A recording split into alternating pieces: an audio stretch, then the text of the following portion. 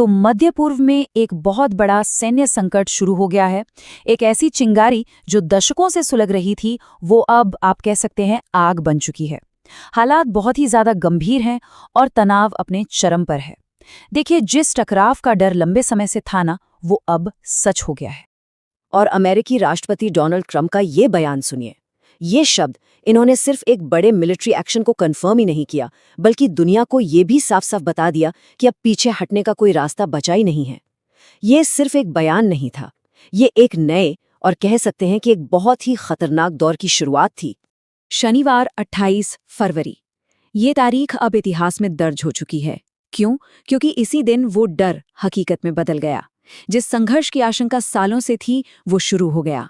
America और Israel ने मिलकर ईरान के खिलाफ एक ऐसा जॉइंट मिलिट्री ऑपरेशन शुरू किया जिसने पूरे के पूरे रीजन को हिलाकर रख दिया है।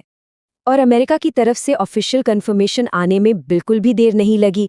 राष्ट्रपति ट्रंप के शब्दों ने सारे शक शुबे खत्म कर दिए।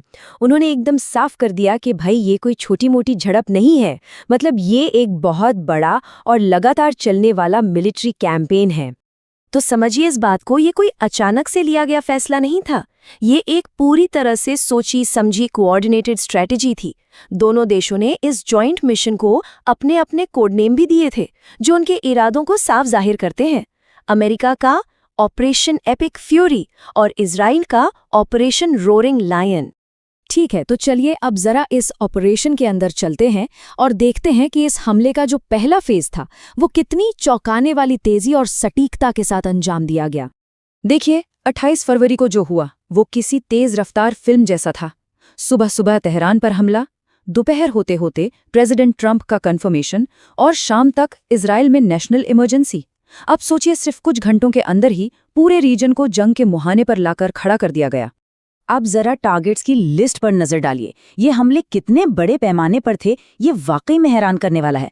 मतलब इन्होंने ईरान के पॉलिटिकल, मिलिट्री और न्यूक्लियर हर जरूरी ठिकाने को निशाना बनाया। सुप्रीम लीडर के ऑफिस से लेकर मिसाइल बनाने की जगहों तक। मकसद एकदम साफ था, ईरान की जवाबी हमला करने की ताकत को पूरी तरह से खत्म कर देना। लेकिन अगर अमेरिका और इजराइल को ये लगा था कि ईरान चुपचाप बैठा रहेगा, तो वो बहुत बड़ी गलती कर रहे थे।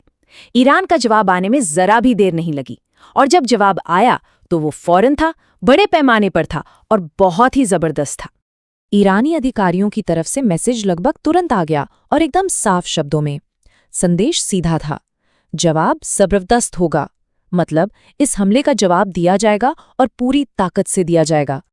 और ईरान ने जो कहा वो करके दिखाया। उन्होंने फौरन न सिर्फ इजराइल